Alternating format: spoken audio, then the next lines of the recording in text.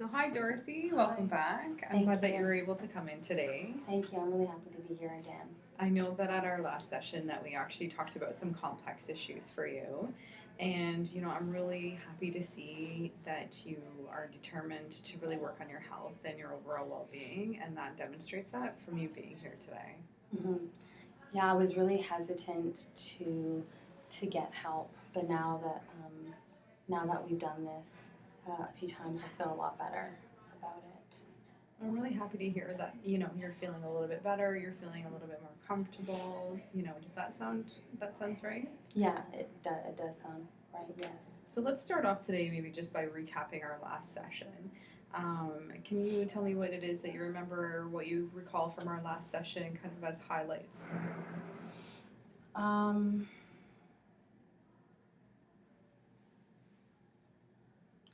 I actually can't remember. Okay. Shannon, right? Yes. Can't remember. You're gonna help me find housing, right? That's right. Okay. Yeah.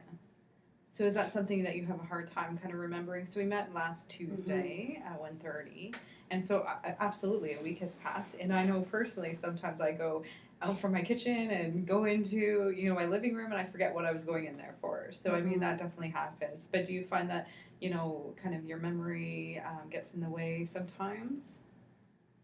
Yeah, I was told that sometimes I'm wandering and outside of my building and I don't remember. Okay. Sometimes I have blackouts and I don't remember what's happening. Okay. And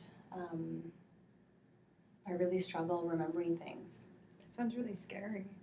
It's very scary. Have you ever been injured or hurt at all when that's happened?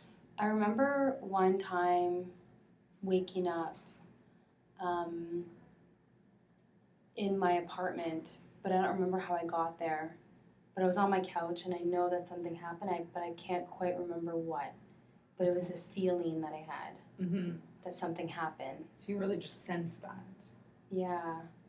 Yeah, I sensed it. Yeah. And right now, currently, you're living alone?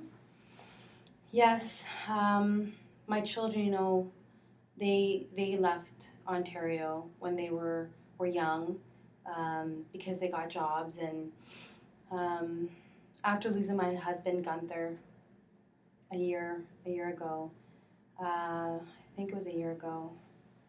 What year are we again? It's 2013. Okay. Yeah. It. I can't remember what I was saying. Well, you were just telling me about your family. I was just asking you a little bit about support. So who, is close to you that's in your life? I was just curious if I believe from your assessment that you were living and residing alone. So. Oh yes. Yeah, I live alone. Yeah. Yeah. So when I was hearing you, say you kind of sleepwalk or, get a little bit disoriented or a bit confused, I do. That becomes a safety issue. And I'm just wondering what's been put into place, to prevent, anything bad from happening or.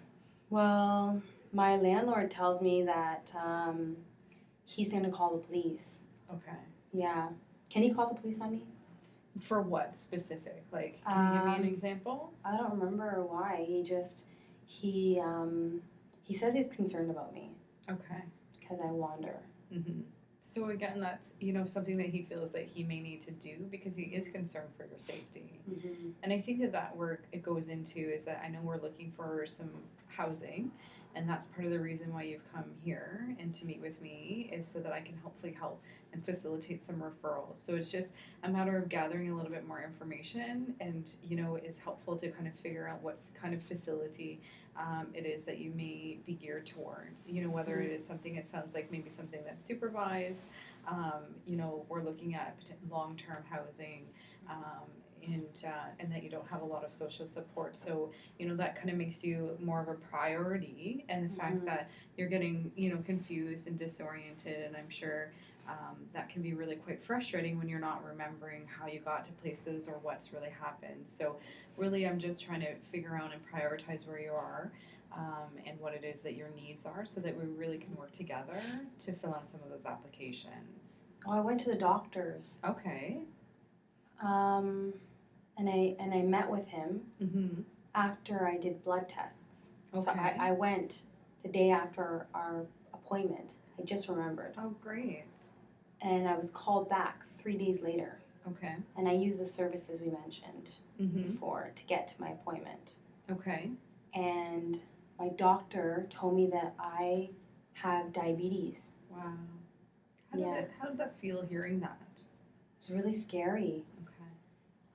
My granddaughter Carrie, who lives in Toronto, Mm-hmm. who comes to visit me maybe once a month. Okay. She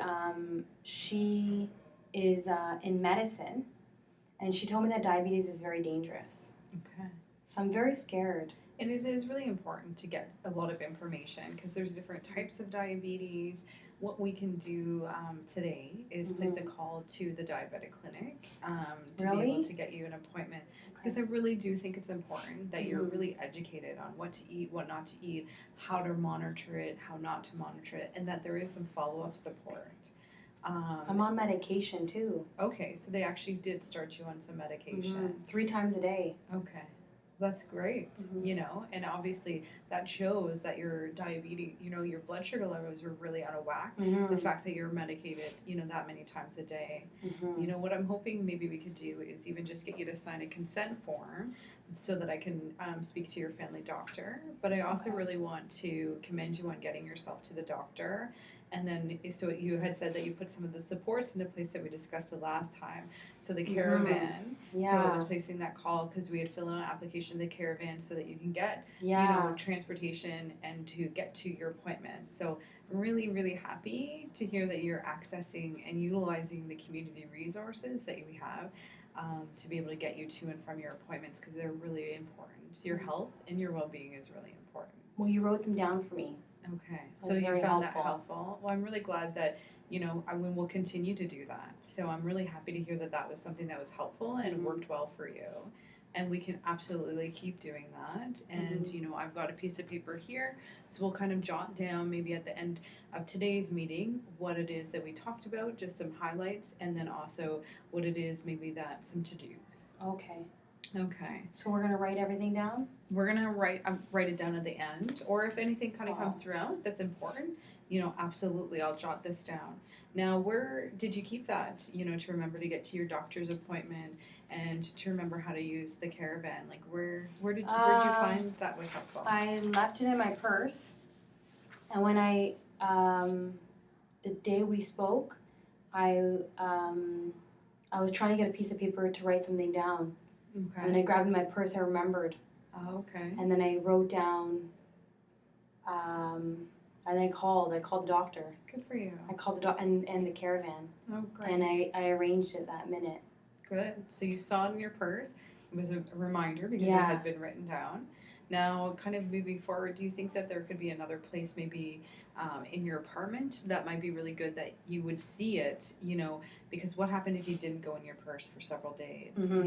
You might have, missed those opportunities. Where do you think I should put it? Well, I think sometimes it could be even on the bedside table so that it's something that you see when you wake up in the morning or when you go to sleep at night, or even on the refrigerator or somewhere, maybe that's close to the telephone. So I know, that could be the refrigerator would work. The refrigerator? Yeah, because I put my diabetes medication in the cupboard beside my refrigerator. Okay. And I remind myself on the refrigerator to take my medication before I eat. Good for you. So again, you're already putting into place kind of some reminders. And that's, really crucial that you keep consistent and keep on track, with taking the medication for your diabetes.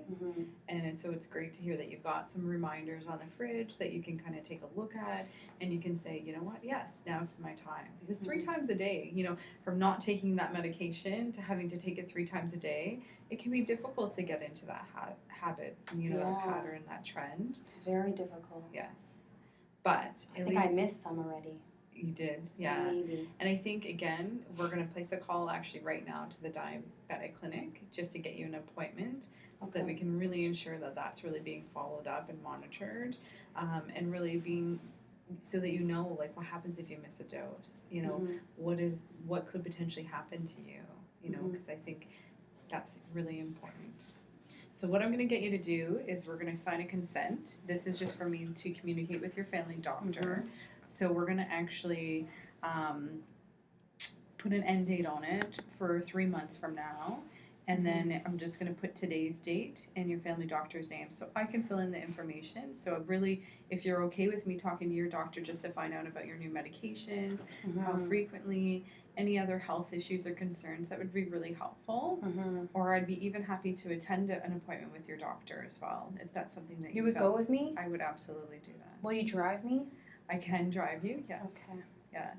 Okay. So that's something that we can work towards, is that I can, you know, pick you up, we can go together, and just make sure that we're all working on the same page, right? Okay. So if you have any questions, let me know. What day is it today? Today is January the 24th, 2013. Oh, 2013. It's been almost a year since my Gunther died. You had mentioned that, and that was something that I definitely wanted to talk about again as well, is have you gotten any support for that loss? What do you mean by support? You know, some extra counseling. So I more specialize in housing, whereas other people specialize in other areas, such as grief or trauma. My daughters don't like to speak about it. And so they're not very supportive then. You know, if you're not able to talk to them, then who are you talking to? Nobody. So you're really kind of holding that stuff in and keeping that closed. And for some people, it's really important to talk about their loved ones that they may have lost, you know, to share those experiences, but also to kind of move through maybe some of the stages of grief. We were married for 40 years. It's a really long time. Over 40 years. It's a really long time. And again, so much love and so many memories. I can imagine. We have lots of memories. Yeah. Yeah. Yeah. And that's important to talk about some of those things. But, you know, and if you can't do that with your children, then finding someone else that can. Yeah, my daughters don't like to talk about it, their father's death. And for some people, that's how they cope. They cope by not talking about it, by not dealing with it. Whereas other people, they cope by talking about it and kind of almost keeping that person alive. So everybody's a little bit different, and we need to respect, you know, that some people, it's really hard for them to talk about, you know, a loss of a loved one, especially a father, you know. I wish my daughters would talk about it with me. Yeah. Well, why don't we try maybe you being able to talk about it with some other people, so I can get you connected with a group of people who have also lost spouses. Would that be something that you could see yourself attending? I don't like to take public transportation. Okay. But you did take it to the doctors the other day, so how was that for you? That was the Red Cross program you offered me. Yes. So that's something that they can continue to do. So they would be more than happy to take you to those appointments as well. Okay. Any appointment, maybe. Even if you needed to go out and get groceries. So they're not just there just to take you to the doctor. You know, there's the caravan and then Red Cross, so you can utilize either one of those supports and to be able to get yourself to any appointment that you have, even if it's for going for a coffee with a friend. I have no friends. Okay. So that's something that maybe you could build upon when you're at some of these groups, is to develop some of those interactions and to communicate with other people and hopefully to develop some of those friendships. I like to knit. Okay. And there are also other social groups in the community that offer knitting. So we really identified a lot of, you know, areas that, you know, are really could be helpful for you. So let me grab some of those information for you, and then we'll go back to making that call to the diabetes clinic. I'm really excited. I am also very excited. You know, the fact that you're very open and telling me what it is that you need and what we can work on. You know, you're not alone in this. I want you to realize that. I want you to remember that, is you are not alone. That there's amazing resources out in the community to get you access to. And again, we're going to also fill in some housing applications. Yeah, I need to find a home. I know. That's something that's really important, because we have to make sure that you're safe and in a safe place. And it sounds like right now you're not.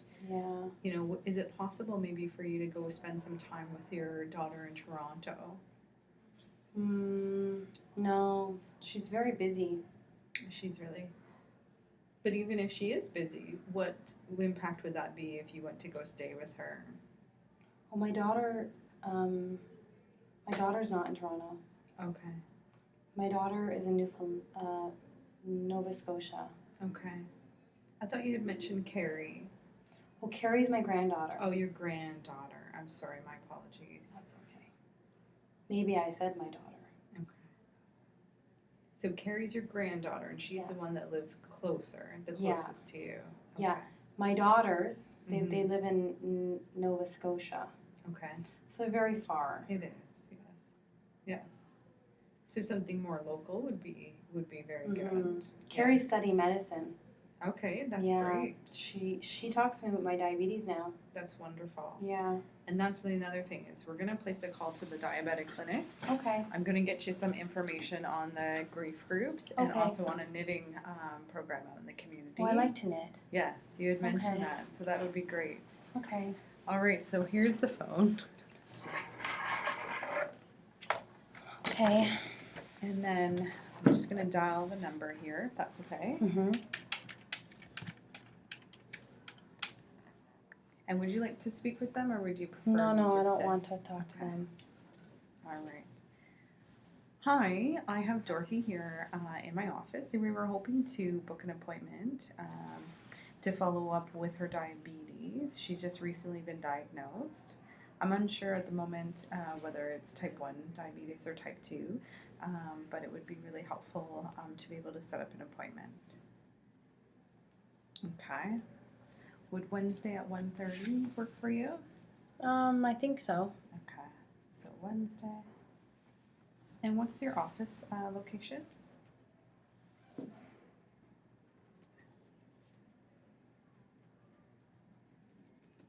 All right, perfect. Thank you very much. So who am I meeting with? Okay, you're going to be meeting with Sally, Okay. and the address is 165 Benforth Avenue. Okay. So it's only about a couple blocks actually away from your house. So Is, she'll be is Sally a nurse? Sally is a nurse, Oh, and great. so I'll write that down here. So she's a Okay. registered nurse practitioner. She said that there's a group that you can kind of connect with on Wednesdays. That they're just starting this up, so that's wonderful. So That's it's perfect great. timing. So Wednesday is going to be at 1:30, and you don't need to bring anything. You just need to bring yourself. And she's going to provide you with some more information and education around your diabetes, and really talk to you and explore with you about some of the potential consequences, of diabetes, as well as, how to manage it, how to monitor it, and, so that you're prepared. They're gonna help me remind me to take my medication? Absolutely, they will. I need that. Yes. And I think that is something that's really key. Are you gonna go with me to this appointment? Not this appointment. I'd like to see if you can get there, on your own for this one. Okay. But I will absolutely go with you for your family doctors. But if Okay. you really felt that it was beneficial in the future for me to attend an appointment with you, I'd be more than happy to do so. Yeah, I'm kind of scared. It is hard, sometimes to start something new, and especially if you don't know where you're going and who you're No. meeting and all that. It can be really challenging. You made it to the doctors the other day. Shows me some strength. Shows me that you can, be independent and, get yourself, to those appointments. You're right. So I'm I really. made it to my doctor's. You did. Yes. It's because I found the number in my purse. Yes. But you made those phone calls. You made that phone call to get Yeah. an appointment. You made the phone call to the Red Cross. Yeah. You made the phone calls to get yourself to that appointment. So that's something that I would love for you to keep using those skills to be able to get you to some other appointments. Okay. And now also, I had grabbed some information for you over here. Okay. So this is a number for the grief support group.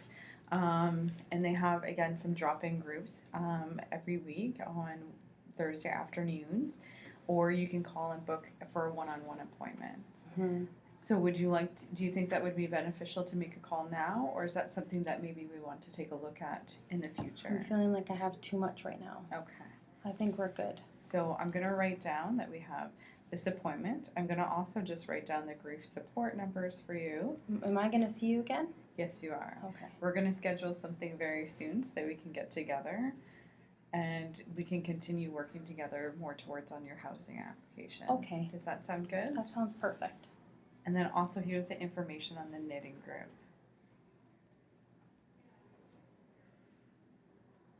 Okay. So what I'm going to do is I'm going to actually touch base with you on Tuesday afternoon. And would it be okay if I called you at home at 3 o'clock? Yeah.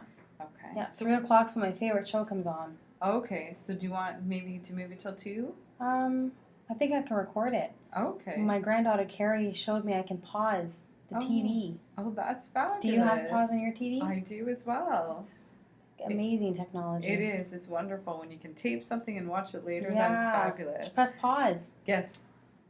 Okay, you can call me at 3. I'll be home. Perfect. So I'll give you a call at 3, and then use that as a little bit of a reminder for Wednesday at 1:30. Mm-hmm. Wednesday at 1:30? Yes, for the diabetes. So we're going to get you to hopefully put this on your fridge. Okay. You know, when Tuesday you get home. at 3 I see you? Yes, that's correct. I'm just going to call you. Oh, okay. Yeah, so I will call you at 3 o'clock. Okay. And then on Wednesday, hopefully I'll remind you of your appointment, and we'll just see how you're doing, and we'll touch base with you. And then also what I want to do is get together again, face to face. Do you think it would be good to kind of touch base after your appointment on Wednesday, or maybe come in on Thursday? I don't want to make things too busy for you. Yeah, maybe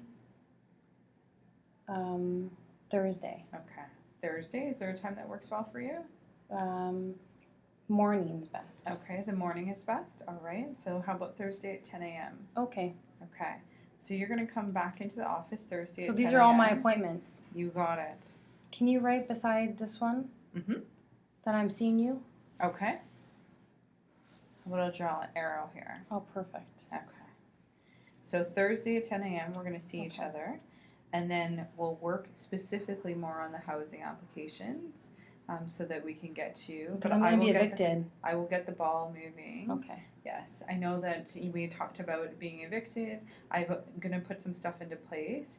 So with your permission, I'm going to go through the Community Access Center, and I'm going to fill out some information, and we're going to see what housing is available. So if you can give me a couple days, come Thursday, I'll be able to know a little bit about units and availability and wait lists. So on my end, this will be my homework, is I need to make some phone calls, need to figure out what applications we need to be working on and moving forward. I have your demographic information, and so we'll kind of continue on. How does that sound? It's busy. Yes. But it's good. Well, I'm glad. Mm-hmm. And, again, all of this stuff is really, again, working on you. And your, a good investment in you is making all these appointments, getting some support, getting some socializing. That all provides balance in your life. Okay. So you're worth it. Oh, thank you. You're welcome. Dear, you're so sweet. Take care, Dorothy. Okay. Bye-bye. Bye.